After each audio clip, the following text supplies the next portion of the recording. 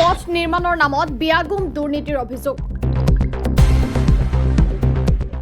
এদিনতে পথ নিৰ্মাণ কৰি ৰাইজক ৰামঠগন দিয়াৰ চেষ্টা ঠিকাদাৰ পংকজ দেৱনাথৰ। কোন এই ঠিকাদাৰ পংকজ দেৱনাথ? ৰঙামাটি কলাইগাঁও মেকেঞ্জি পথত পুনৰ দুৰ্নীতিৰ অভিযোগ। এদিনতে কাম কৰি ৰাইজক ৰামঠগন দিয়াৰ চেষ্টা ঠিকাদাৰৰ।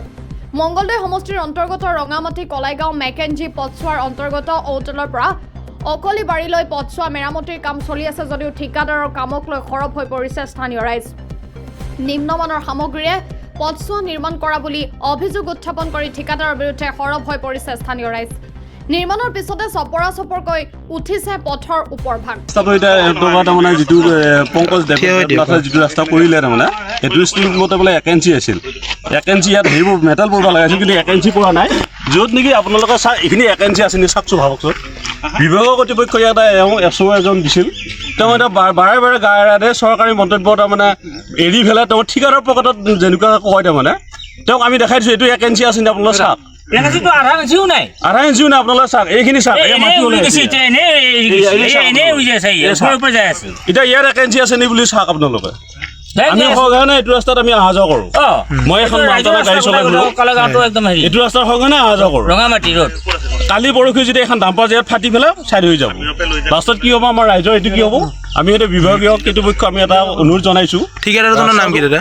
পংকজ দেৱনাথ। পংকজ দেৱনাথ কলাইগাঁও নেকি?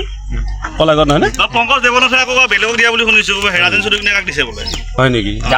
আমি নাজানো, আমি তেওঁৰ নামটো সঘনে পাই আছোঁ। তেওঁ যি বৰ্তমান যি বস্তু তেওঁৰ নামটো আমি সঘনে পাই আছোঁ। তেওঁ এতিয়া দায়িত্ব কৰ্তৃপক্ষই লওক এই বস্তুটো কেনেকুৱাকৈ আছিল, এতিয়া মোৰ হাতত আছে। আপোনালোকে চাওক। বিভাগীয় কৰ্তৃপক্ষ কি আহ্বান কৰিছে? আমি এটা আহ্বান কৰোঁ, যিটো আমাৰ ষ্টিমিটত 1 ইঞ্চি আছে 1 ইঞ্চিকে দিয়ক, আৰু ৰাস্তাটো যিটো পুৰণা ৰাস্তা যিমান বহল আছিল তাতকৈ ৰাস্তাটো ঠেক্কা কৰি লৈ গৈছে। আমি কৈ আছিলোঁ পুৰণা কামটো হোৱা নাই, ষ্টিমিট মতে অলপো কাম হোৱা নাই, অলপো হোৱা নাই। ঠিক সেইটো কাৰণে বিভাগীয় কৰ্তৃপক্ষ আমি অনুৰোধ জনাইছোঁ ৰাস্তাটো যাতে ষ্টিমিট মতে আমিতো স্থানীয় ৰাইজে বাৰে বাৰে কোৱাৰ অভিযোগ উত্থাপন কৰাৰ পিছতো পংকজ দেৱনাথ নামৰ ঠিকাদাৰজনে ৰাইজক কোনো ধৰণৰ গুৰুত্ব নিদিয়াৰ অভিযোগ উঠিছে। কম হৈছে মালটো, তেওঁলোকে দিব বিচাৰিছিল যদিও তাৰমানে তেতিয়া তেল গাড়ীত নোহোৱা হ'ল, সেইকাৰণে দিয়া নাই। এইখিনি মিলাই গ'ল, কিন্তু বস্তুটো ৰিপেয়াৰিং এইটো 20 লাখ টকাৰ কাম 1200 মিটাৰ। 1200 মিটাৰত তেওঁলোকে ফিটনেছটো তেওঁলোকৰ থাকিব লাগে 1 ইঞ্চিৰো কম, 25 mm একচুৱেলি। সেই 25ত ইহঁতে ক'ৰবাত অলপ কম পৰিছে সঁচা কথা, আৰু ক'ৰবাত বহুত গাঁত থকাখিনিত বেছিকৈ পৰিছে, এই কথা আৰু। আপোনাৰ দৃষ্টিৰ ৰাস্তাটো কেনেকুৱা হৈছে? মোৰ ৰাস্তাত ভাল হোৱা নাই কাৰণেতো মই ইয়াতে কৈছোঁ এইখিনি ভাল নাই, বাকীখিনি ভাল হৈছে। আপোনাৰ দৃষ্টি ভাল হোৱা নাই? ভাল হৈছে, বাকীখিনি এইখিনি অলপ বেয়া আছিল খালি। ৰাইজে এনে অভিযোগ কৰাটো সঁচা? না সঁচা কথা। ৰাইজে অভিযোগ কৰিব পাৰে। ৰাইজে কিয়, যিহেতু এইটো আমাৰ চৰকাৰৰ ৰয়েলটি লৈ পেলাই বনোৱা হৈছে, চৰকাৰৰ বস্তুটো সদায় ৰাইজৰ দলে। মোৰ ঘৰৰ কাম কৰিলে আপোনালোকে মোকটো বিচাৰি নাযায়। কি ক'ব আপুনি ৰাইজক? কি আছে এইখিনি আস্থা মানে কি, এইখিনি অলপ ভালকে কি দিব? এইখিনি বনাই দিব, এইখিনি বনাই দিব ভাল, এইখিনি বনাই দিব, আৰু বাকীখিনি আপোনালোকে যদি কৰিব দিয়ে অলপ ভালকে কৰি যাব। আপুনি কি মই ছেকশ্যন এছিষ্টেণ্ট দিয়ক, মই ইমান ডাঙৰ মানুহ নহয়। কি নাম আপোনাৰ? মোৰ নামটো উত্তম শইকীয়া।